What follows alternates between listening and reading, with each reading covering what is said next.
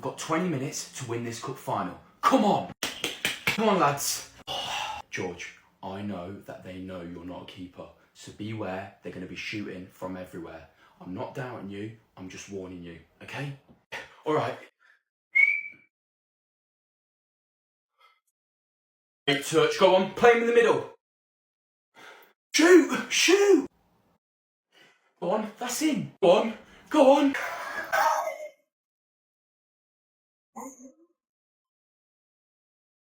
Give up. Come on, lads. Great save. Get in the box. You birds. Oh, how is he saving all of these? How's he save that? Half time. Good half, boys. Jog it in, lads. Good half, boys. Right, bring it in. I'm done. American portion sizes are huge. I thought the fries at McDonald's were huge. This is one slice of pizza. That literally takes 2 plates full. Like, look at the size of this. It is literally bigger than my head. What? I'm currently in Heathrow Airport. Imagine, I was sat there for 2 hours and I went to go check in. Oh my days, which way? I went to go check in and I forgot my backpack. I brought my suitcases, but I forgot my backpack. You know, the worst thing is, it's not just my car keys and my wallet that's in my backpack. My passport is. So now, I've booked an Uber and I have to go quickly back to the hotel to get my bag that has my passport in, and then I have to get back to the airport. Oh, there it is.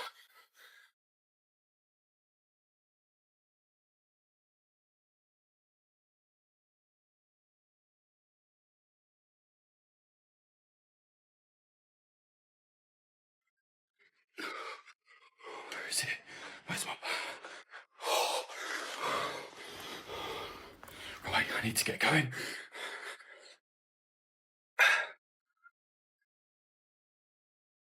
Oh my days. Right, we've made it back. I've just checked boarding and the plane boards in an hour and 5 minutes. So I have to get inside, hope my suitcases are still there, check in, get through security, all in under an hour. Right, at least some suitcases are... Yes, thank God. Let's go get through security. I've literally got an hour until the plane goes.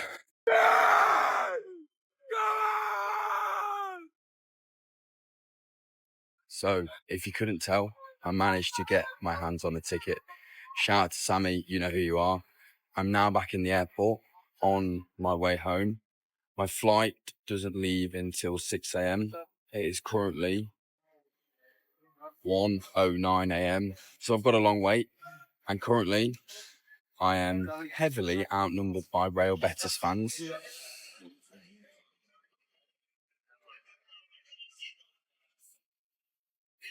So far, I've not seen one other Chelsea fan. However, Real Betis fans, brilliant fans, honestly. The atmosphere, insane. And I met a few of them today, really nice people. But anyway, I did manage to get a ticket and I just thought I'd get here early because the last thing I want to do is be stranded in Rocklaw. So I have no worry about missing this flight because I'm already here at the airport 5 hours early. I'm that early, I can't even check in. Update, I didn't make the flight because I was in the wrong terminal. And by the time I got to the other terminal, the plane had already gone. However, I've just landed in Munich and there is a flight from here in 20 minutes. Is it 20 minutes or so? Yeah, we're probably going to have to run on. Yeah, a flight to Rocklaw in 20 minutes. The only issue is I don't have a ticket. So basically, I have to go to the check-in desk now. Wait, you didn't tell me you didn't have a ticket? No, because the ticket I had was from Manchester to Rocklaw. And because I missed that, I had to pay for another ticket to get to Munich. And now I basically have to hope that that plane isn't sold out. So I'm going to go to the desk now and pray there is a ticket.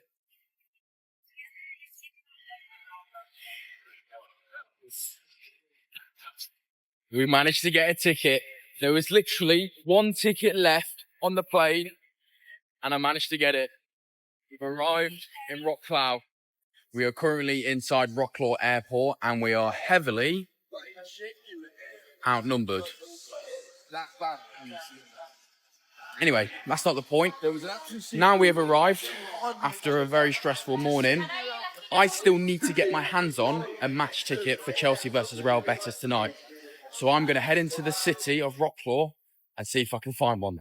Fire alarms, fire drills. I'm 99% sure every single person has had at least one fire drill at their school. Essentially, a fire drill is a practice run through of what you would do if there was an actual fire. Obviously, if there was an actual fire, it would be a bit more hectic, but you know what I mean. Anyway, why do teachers do the exact opposite of what they tell us to do? So, you're in class, the fire alarm goes off, you all stand up, you all remember not to take anything with you, because even if you go to put your jumper or blazer on because it's -30 outside, the teacher will stand there and shout at you and go, look, if it was a real fire, you wouldn't be grabbing your jumper, would you? So you quickly put your jumper down. Whilst you try to put your jumper and blazer on because it's freezing outside, they're putting their hat on, their scarf on, their coat on, their gloves on, grabbing their coffee, turning the computer off. They are literally doing everything they told you not to do. Anyway, fast forward, you walk into the fire point, you accidentally bump into someone, so you go, oh, sorry,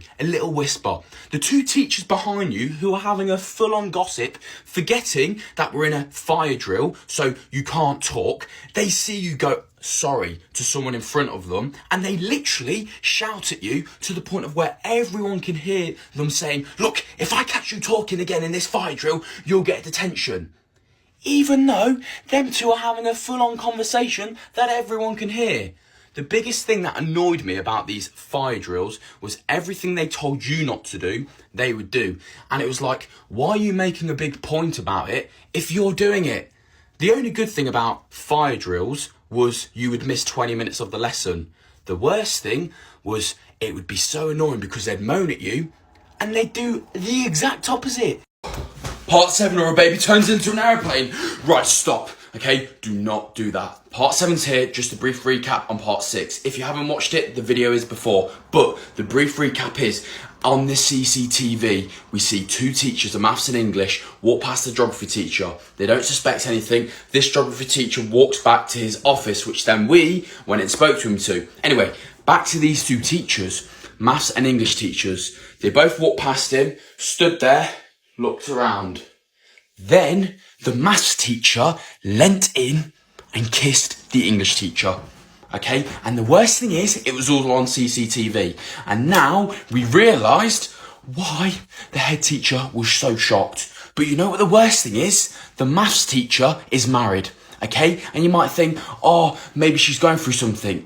No, what's worse is the maths teacher is married to the caretaker. Okay, and the maths teacher didn't kiss the caretaker. The maths teacher kissed the English teacher.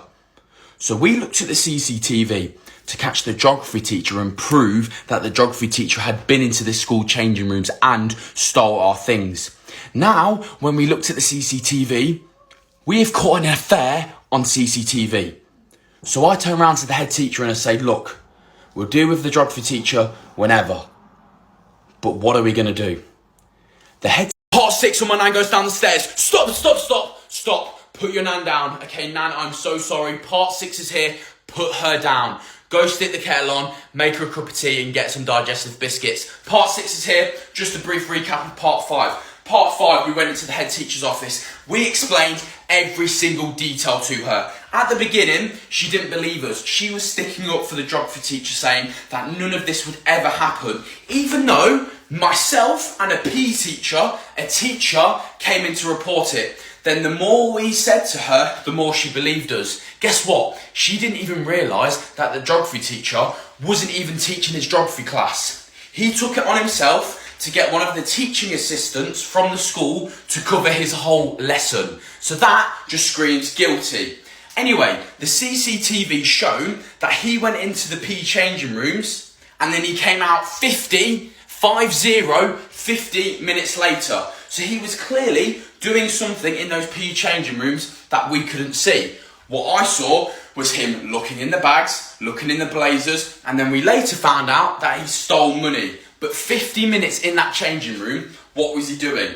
Then, on the CCTV, we saw the geography teacher come out.